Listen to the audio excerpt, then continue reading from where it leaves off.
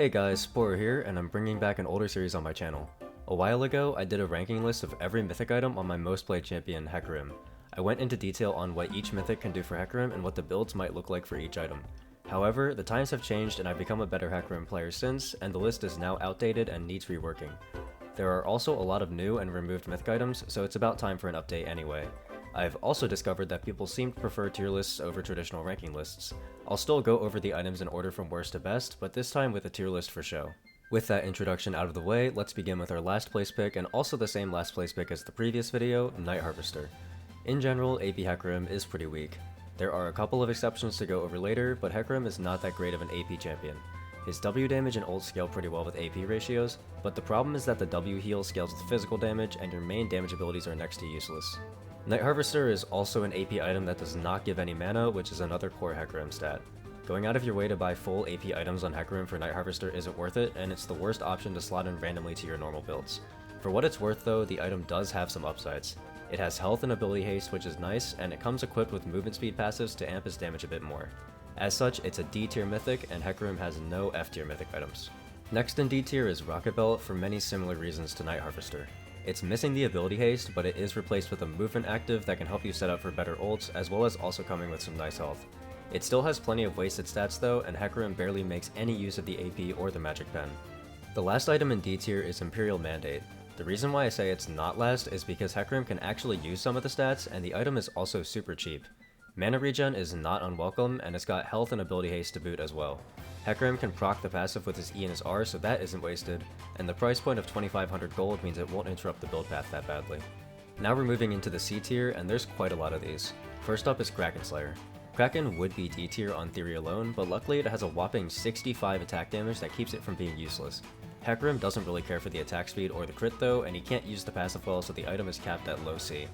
The next four mythics all get grouped together as the I would be D tier but I synergize with Manamune group, featuring Ludens, Crown of the Shattered Queen, Liandry's, and Rod of Ages, all in that order. The general gist of these items is that they are AP items, which is bad, but have mana to increase Manamune's damage, which is good. Ludens is the bottom of the barrel because the mythic passive is useless, Crown comes next because it lacks damage but its passive can actually be useful, Liandry's is above that because ability haste is really good, and Rod of Ages is on top because the health and the passives are all good on Hecarim. Next up is Heartsteel, and while still at C tier, we've officially moved on to the not completely inting mythics with this one. The item is fairly cheap, has good stats, and has a passive that Hecarim isn't bad at using. The issue is that this item comes with absolutely zero resistances, and Hecarim usually builds bruiser items that don't come with resistances unless you're going DD or Maw. The item also increases your size, which is good for frontlines who want to soak up skill shots, but horrible for Hecarim who wants to duck and weave through fights. Overall, it's an item that seems like it would be good, but has one too many negatives to be great. Even Shroud is pretty solid all around with decent stats, a passive Hecarim can use, and a cheap cost. Since the passive affects all enemies within 600 units of the target, Hecarim can proc lots of even Shroud damage with its unstoppable ult in teamfights. However, the item is pretty gold inefficient and it doesn't give any attack damage. Goredrinker also finds its way onto C tier, and just like last video, Goredrinker is held down completely by the active. The stats are all amazing. Attack damage, health, and ability haste are all amazing for Hecarim. The problem is that the active forces you to stop moving briefly while using it, which can be a real detriment to normal Hecarim playstyles. I'm not really a fan of items that reduce Hecarim's ability to be slippery in fights, but the raw stats are good enough to get the item this far. It is important to note though that the mythic passive for ability haste has been drastically decreased since last time, going from 7 to 3. Kicking off B tier is the second crit mythic, Gale Force. It has the same upsides as Kraken Slayer, and also comes equipped with a fitting active and mythic passive. Movement speed is always good on Hecarim, and the active also scales with bonus AD, which Hecarim gets a lot of. With the damage on Gale Force's active being magic damage, this can add a surprisingly lethal amount of hybrid burst on your combo. The same issues as Kraken still arise though, with the attack speed and crit not being the best stats. As Gale Force acts as the direct upgrade to Kraken, Shurelya's acts as a similar direct upgrade to Imperial Mandate. The stats are roughly the same, but the active of Shurelya's is significantly more useful for Hecarim than Mandate's passive. The burst of movement speed can help to take down enemies as well as apply a team-wide buff. The item is also as cheap as Mandate, meaning it's simple to slip into the build. Shieldbro remains at the top of the crit item choices. Hecarim does enjoy the lifeline passive and the stats are still decent. When you're going for crit builds in general, the build should include Essence Reaver, which allows for the Sheen passive and the mana refund. To proc it though, you'll need to be constantly going for Q auto, and Shieldbow allows for the tankiness you'll need to stay up long enough to get that extra damage off. Crit builds as a whole aren't very good though, so I recommend you stay away from them. If it were still Season 11, Iceborne Gauntlet would be all the rage on Hecarim. Riot brought back the old item with the slow field Sheen passive, and it seems like an item that could be good. Unfortunately, Tank Hecarim took a pretty big hit after his countless base damage nerfs, and the Sheen playstyle is also proving to be less and less effective. Iceborne Gauntlet provides no attack damage, and it being the only tank item Hecarim will probably buy, no magic resistance either. Your options to slot in MR would be Maw or Force of Nature, but going Maw is situational, and Force of Nature Iceborne will do absolutely zero damage. The slow field is still helpful for kiting though, and the item is a heavy nuisance for the enemy team later in the game when you have the damage to follow up on the slow. As mentioned before, AP Hecarim isn't good. However, the one exception to this rule is Everfrost Hecarim. While the AP is still wasted, Everfrost provides tankiness and mana that can be used to buff Manamune. Additionally, the active synergizes well on any champion with a dash or movement speed, and Hecarim has plenty of both to set up some crazy roots within a fight. Longtime viewers of the channel also know that I just have a massive boner for Everfrost, so my bias will always push it up if possible. It is still a mage mythic though, so the ceiling isn't very high. Missing out on the top 10, and probably surprising a lot of people, is Divine Sunderer. The more I play Hecarim, the more I hate playing this item or seeing this item. There are so many problems with it, so I'll try to go through it one by one. For starters, Sunderer Hecarim likes to go Conqueror in order to play a Drain Tank style. The idea is that you constantly weave Q and auto in order to heal forever in fights. This playstyle used to be pretty good, but a lot has changed in the past couple years. Divine Sunderer was nerfed multiple times. Not only does the item provide less health now, but the mythic passive was also shot into the gutter and gives less armor pen. People eventually found out that Phase Rush is a vastly superior keystone to Conqueror, which pushed Sunderer even lower down the ladder. With the introduction of Phase Rush and the 80 scaling buffs Hecarim received, people gravitated towards lethality options, and Sunderer gained direct competition with Eclipse. Eclipse with Phase Rush is quite literally a direct upgrade to everything Sunderer can do.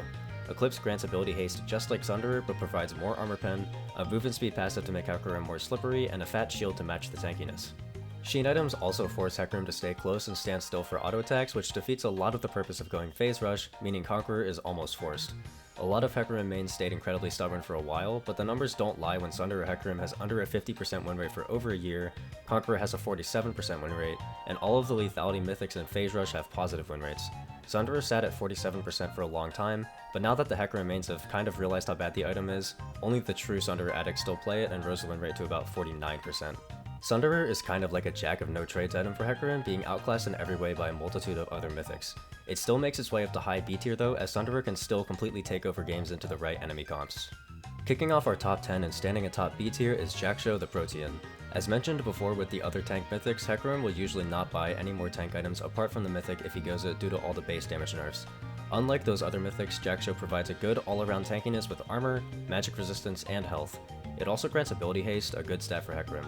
The passive isn't amazing for Hecarim, but it isn't bad either, and Hecarim can take over games with this item if ahead enough. A tier starts with Radiant Virtue, a direct competitor to Jak'Sho. The item features the exact same base stats that make Jak'Sho good, but subs out the extra resistances for a team-wide healing passive. I've made this argument in my last video, but I think utility Hecarim can be a very viable way to play the champion, especially in a 5v5 setting. Hecarim has plenty of tools to help disengage or peel for carries, and Radiant is my top choice for tank mythics that can assist with that. Taking a massive fall from grace in the last list is the duo of Locket and Moonstone. These two items received second and first on my original list, but more Hecarim changes ended up pushing Hecarim's AD playstyles much further. The same logic still applies though, as Locket and Moonstone are both extremely cheap, provide good stats for Hecarim apart from the 40 AP on Moonstone, and have extremely powerful passives or actives that can heavily amplify the ADC. Moonstone especially can make Hecarim deceptively tanky, and I recommend giving both items a go. The last bastion of the old Hecarim playstyle is next, with Trinity Force rounding out the Sheen items. What makes this one different is that the damage is slightly higher and the movement speed passives are nice to have. If you're going to go a Sheen item, I recommend this one. Unlike Sunderer, you can actually go Phase Rush with Trinity and weave in and out easily. It is cap tier though, as Hecarim's base AD is quite low. Hitting top 5 is Stridebreaker, the item that functions similarly to Gore Drinker, but you can move while casting the active. The active works well to disrupt teamfights without sacrificing mobility to do so. Stridebreaker also offers movement speed and a good amount of attack damage, meaning the stats are well suited. The one complaint I would have for Stride is that I don't think the slow active is good enough to justify the loss of damage from not going one of the lethality mythics, although it's a pretty minor complaint. Sitting atop A tier and being my resident controversial take, I have Riftmaker. It seems a bit out of place, especially since my community knows that I hate this item, but give me a moment to explain. Riftmaker only has one downside, and that's the stats invested into AP. Apart from that, the item is amazing for Hecarim. After the most recent Omnivamp overhaul, Riftmaker is the only mythic item left with Omnivamp at all, which is what Hecarim always liked because his main damage source is his Q. The amount of healing Riftmaker does is tremendously high, better than what any of the other mythics can offer. There also isn't a lack of damage, as Riftmaker's true damage stacking works perfectly with Hecarim, who likes to weave around extended fights against tanks and bruisers. In terms of 1v1 mythics, Riftmaker is bar none. It's also nice to mention that Riftmaker actually increases smite damage as well, as the damage amp also affects true damage. 50/50s aren't 50/50s anymore when you're running around with a 1308 damage smite. The build does change quite a bit when you take this mythic though. As expected, you're not rushing Riftmaker.